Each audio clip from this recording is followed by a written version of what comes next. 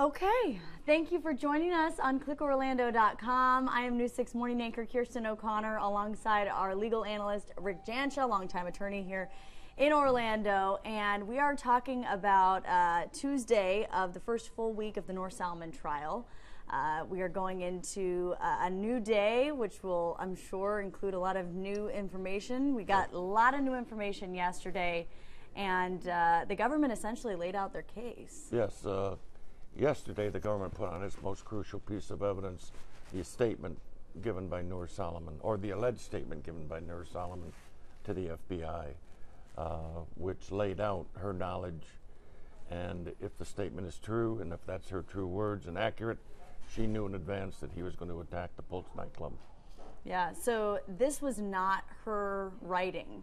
There were initials next to the statement.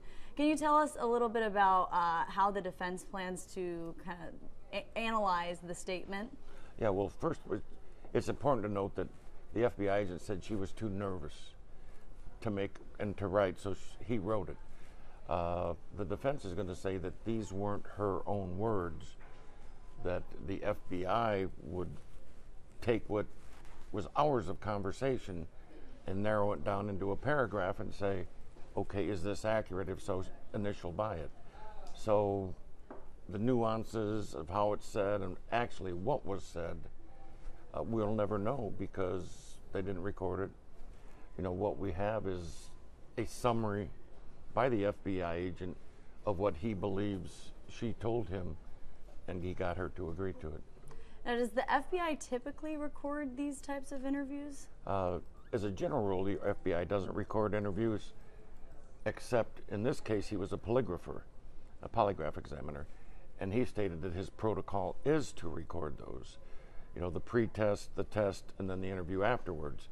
But his reason for not doing it this time is because he was not in his main office in Miami, but a resident office in Fort Pierce, and they didn't have the setup for it. And this happened the night of, or into the early morning hours of the Pulse attack. Correct. So this was an immediate reaction to what had just happened. Absolutely. We knew that there were a lot of lives lost, and this was the first direct connection that we had to the shooter, Omar Mateen, his wife. What were some of the questions that the FBI agent asked Noor Salomon? Asked her what she knew about her husband, visiting websites, according to Noor, that he had, for the past 2 years, been looking at jihad, in other words, terrorism websites. Also that he had complained over the last few years about the treatment of Muslims and the killing of Muslims overseas. Asked her about firearms, and she mentioned that he had bought a rifle and had bought ammunition prior to this. Also talked about the expenditures that he made, buying her a $7,000 diamond ring, extravagant dinners, spending. Actually, the government's argument is he spent more in the 2 weeks preceding the Pulse attack than he made in a full year. And they're trying to use that as circumstantial evidence that she knew or had to know that things were imminent, such as he put her as a beneficiary on his checking account.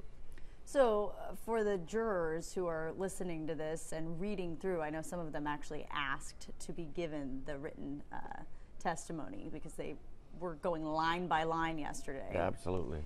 For those jurors, wouldn't it seem that she has already pled guilty in this one statement? No. I mean, it's very damaging. I mean, very, very damaging for her. Now it's the job of the defense to show that there were inaccuracies, that what she said couldn't have happened.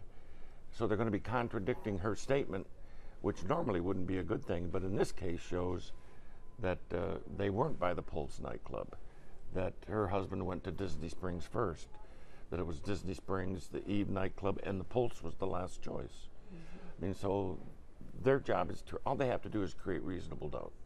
And all they have to do is convince one juror out of the 12 that she didn't know, she didn't aid, and that there wasn't a proper statement taken from her. Just one person is all they got to convince. So they have to convince the juror, at least one of them, that she gave a false statement, that FBI agent either lied or wrote something that was ambiguous, and she misspoke, something along those lines. In my opinion, in order to acquit her, someone on that jury is going to have to believe that those were not her words. That it's a summary of her words, maybe with a little bit of coloring by the FBI to fit the facts of the case. So it's going to be very interesting to see what the defense can develop. Yeah. And there's still several days that we'll be seeing more evidence coming out. Absolutely. What do you expect to happen today?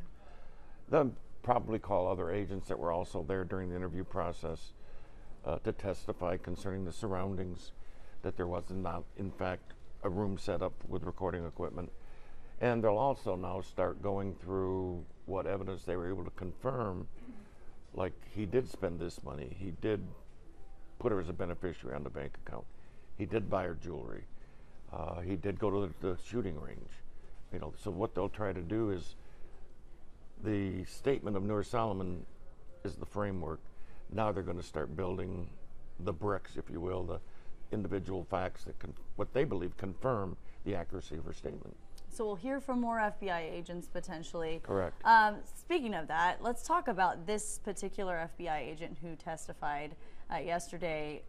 This person we haven't seen before.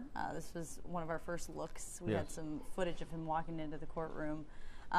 This is potentially the only person that we will hear from who really spoke to her that night. Correct. What were some of the statements that he made about his involvement and knowing about Pulse nightclub that night? The defense got to cross-examine him a little bit yesterday, and he denied when he was taking the written statement that he had ever heard that it was the Pulse nightclub that attacked. And the defense attorney for Noor Solomon said, well, then, if you didn't know, you're the only person in America that did not at that point in time. So there were many agents around, a lot of hustle and bustle going around there in the Fort Pierce resident office. I'm sure someone had mentioned Pulse. Now, whether or not Agent Enriquez heard it, you have to determine his credibility. And I watched his testimony yesterday. He seemed to be a fairly credible witness. Mm-hmm. And he also defended himself as to why he didn't record. That's the main question, is why wouldn't you record? We all have cell phones nowadays that can record with the tap of a button. There are a lot of different ways to record an interview. Absolutely. He said as a general rule, when he gives a polygraph test, he has the recording equipment and does record it. But he's from the Miami office and was called to Fort Pierce.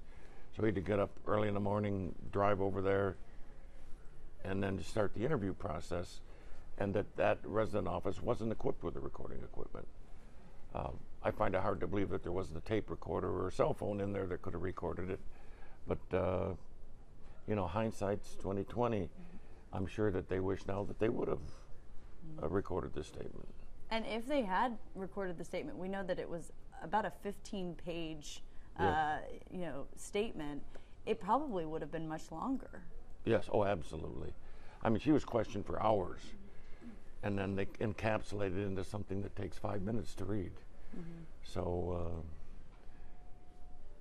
how she stated it, what her emotional condition was at the time she said these things, and whether the agents made a statement and she agreed to it is very important, which isn't reflected in the statement. I mean, it's one thing that if Noor Solomon says, yes, I knew it was Pulse that he was going to attack, or the FBI agent said, wouldn't you agree that you knew it was Pulse that he was going to attack? And then she goes, yeah, I guess I do. Mm-hmm. I mean, so there's two ways, and we'll never know the truth. Mm. I know you've dealt with federal court, for a long time. Yes. And when the FBI gets involved and they do the interviews, how are they different in your experience from when we see interviews between detectives and suspects on a county level? State agents, state, county, always record every statement, every contact they have. Federal agents, as a practice, do not. It's not only the FBI, DEA, IRS, all of them, they allow the case agent or the agent that's doing the interview to just take notes and write up a report to summarize what was said. And is that just because of the the impact of whatever the case is. In this case, terrorism was involved. So I think it's a throwback to an archaic policy that they've never changed. Now, with media, with cell phones, people expect to see and hear a statement and not a summary of it. So I think it's time that the federal agencies caught up with modern times and started doing the recording like everyone would expect. It would definitely prevent this argument from building. Absolutely. It would have taken away, it either would have substantiated what the defense is claiming or totally blown their claims out of the water. They wouldn't have had a chance to try to create this reasonable doubt. I know you said that you were in court yesterday. Yes. And you heard part of this. So I'd like to also ask you what you saw while you were there outside and inside the courtroom. I know that there are a lot of families of victims of the Pulse nightclub, and there are survivors themselves. Correct. Very solemn in the courtroom and outside. Not the usual talking and laughing that people do during breaks. You know, very solemn, very tense in the courtroom, and especially during the playing of her statement. I mean, everyone was glued to the screens that they had in there and listening to the agent's testimony and what he was reading. So yesterday was, in my opinion, the most pivotal day of the government's case. Mm-hmm. And we'll see what they do with it as they continue on. We'll see how they build on it, and we'll see how the defense picks it apart. All right, Rick Jancha here, our legal analyst here at News 6. We're going to have another one of these updates on clickorlando.com starting at 12:30. Be sure to join us.